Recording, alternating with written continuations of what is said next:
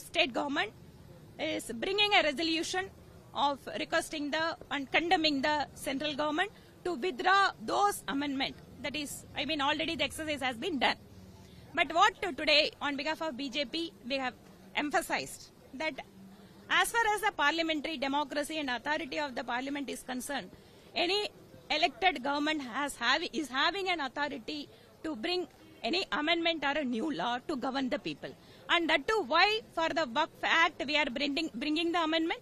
Because the central government has received so many the complaints, which is regarding to the administration, which is regarding to the misuse of the Waqf properties, everything. And because of which, as a reformic idea, the central government is bringing this new amendment to the Act, Waqf Act.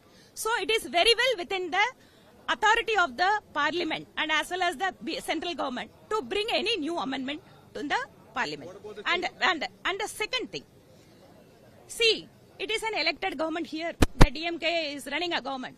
When the DMK is bringing any new law, I have put my question before the Honorable Chief Minister.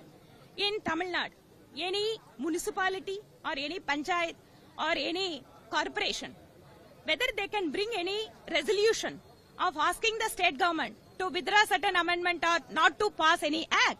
So how this it is 150 years of the assembly here in Tamil Nadu, how a resolution could be passed like that? So we have to respect the constitution and also as well as the mandate of the people.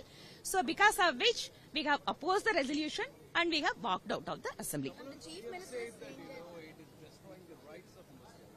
See, when the DMK government is saying about when they speak about the freedom of followers of the Islam or Christian, at the same freedom that the Hindus are eligible to enjoy it.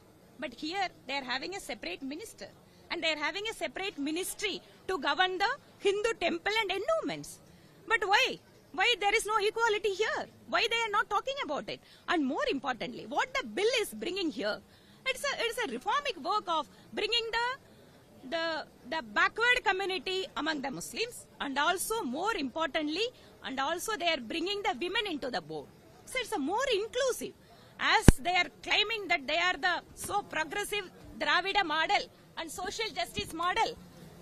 Why they are not accepting in bringing the backward Muslim community and women into the board? Why they are opposing? Why non-Muslims are a part of this? This is what the Chief Minister is asking. Yes, of course. The persons of eminence, we have to see that how their expertise could be useful for administering the Waqf properties.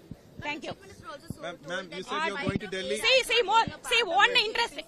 one interesting that I want to tell. The Honorable Chief Minister on the floor of the Assembly, he is saying that not like your parliament, we are allowing you to talk here. But very sad that all the political leaders' speech that you people have seen in the live, but my speech has been not there. Then what is this? Also, you said, what is the reason? My Delhi visit. My Delhi visit is 29th.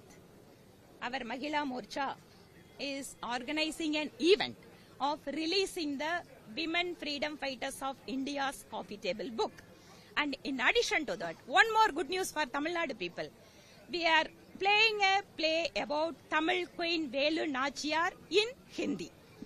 So we are taking the pride and valor of a Tamil Queen Velu Nachiyar into Hindi, and the North Indian community, across the country, I am inviting all my Mahila Morcha people to watch that, so that the Tamil Queen, that her struggle, her sacrifice, her valor could be understood by the North Indian community. Why is Annamalai going to Delhi?